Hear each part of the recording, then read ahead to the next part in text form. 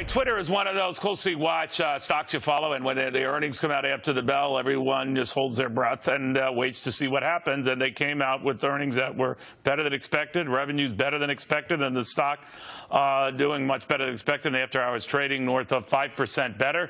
The read on that with Charlie Gasparino and Craig Smith. Charlie, what do you think? There's a degree of short covering. That means when people are short, right, they're betting it's going to go down. In order to, like, pay back your shares when you go shorts, it's a manipulation of the stock. You have to buy shares because now the stock's going up.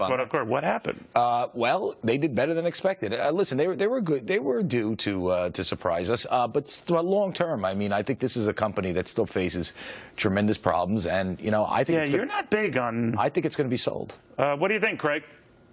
Yeah, I think Charlie's right. I think Google and Facebook really control this space. And I found it interesting that prior to their earnings release, all morning the buzz was one way or another it was going to either be up 13% after hours or down 13% after hours, depending upon you're right about that. That's exactly what people were saying. There was no middle ground.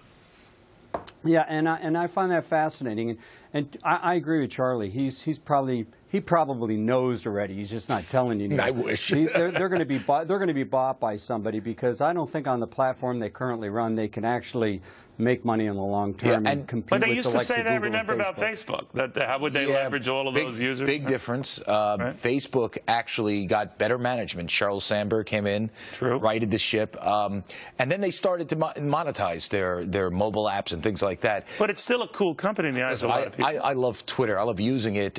You like getting the tweets. I like getting the nasty emails and the attacks. By the way, Charlie holds the record for nasty tweets. I have 48,000 followers and 47,999 loads.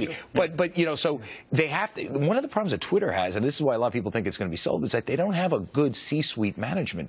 They lost so many people. Well, they're desperately looking for a CEO right now. But even under the CEO, which is just as important sometimes. Yeah, there's no backup. No backup. And Charlie's right, Neil. Unless they can find a way to monetize this, and that was what Facebook did in such a startling fashion. I mean, think about the money they started cranking out overnight.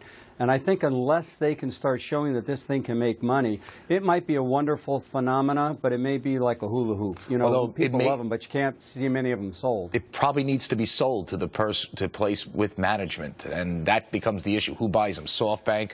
Kara Swisher of Recode came out today and said Google's still interested. SoftBank has showed interest. She doubts Facebook, but a lot of people say Remember, Facebook it wasn't all that long ago that they were burying Netflix. They weren't quite burying them. They were questioning them. Yeah, you're right. I mean, you never know.